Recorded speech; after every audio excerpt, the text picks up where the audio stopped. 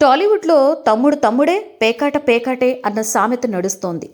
ఎవరు ఎంత బంధుత్వంలో ఉన్నా, ఎంత స్నేహంగా ఉన్నా సినిమాల విషయంలో మాత్రం పోటీ తప్పదు. బాగా క్లోజ్ అనుకున్న వారు కూడా సినిమాల విషయంలో వెనక్కి తగ్గేదిలే అంటున్నారు.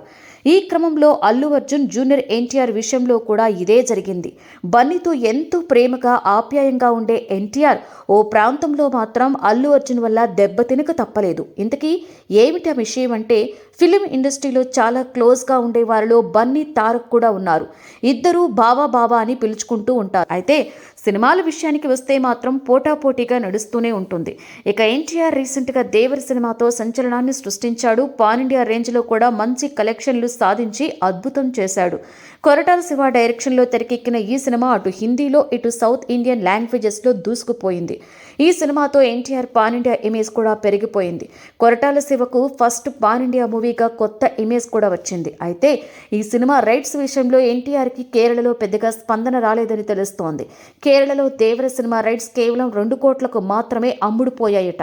అయితే ఈ విషయంలో రిలీజ్ అవ్వకముందే అల్లు అర్జున్ పుష్ప సినిమా దేవరకు దెబ్బేసిందని ఆడియన్స్ అభిప్రాయం. ఎందుకంటే అల్లు అర్జున్ పుష్ప 2 సినిమా రైట్స్ కేరళలో 20 కోట్ల వరకు అమ్ముడుపోయాయట. దాంతో ఎవరు ఎంత పాగా వేయాలి అని చూసినా కేరళ సినిమా అల్లు అర్జున్ అడ్డా అని మరోసారి నిరూపితం అయింది అంటున్నారు బన్నీ ఫ్యాన్స్. అల్లు అర్జున్ కి మొదటి నుండి కూడా కేరళలో భారీగా ఫ్యాన్ ఫాలోయింగ్ ఉంది. అక్కడ మమ్ముట్టి, మోహన్ లాల్ తర్వాత అల్లు అర్జున్ కి భారీగా కటౌట్లు పెడతారు.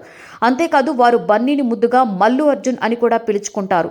తెలుగులో కాస్త అటు ఇటుగా అయినటువంటి సినిమాలు కూడా కేరళలో అద్భుతంగా ఆడిన సందర్భాలు ఉన్నాయి.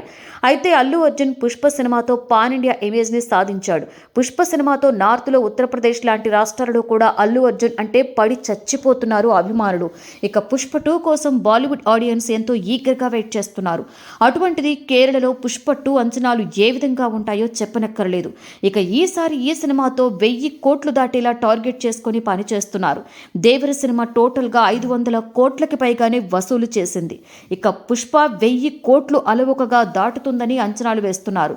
ఈ రకంగా కేరళలో ఎన్టీఆర్ని పక్కన పెట్టారని, బన్నీ ఇమేజ్ని బయట హీరోలు ఎవరూ కూడా అక్కడ అందుకోవడం కష్టమేనని అంటున్నారు ఫ్యాన్స్. మరి చూడాలి పుష్ప 2 అనుకున్నది సాధిస్తాడా లేదా అనేది.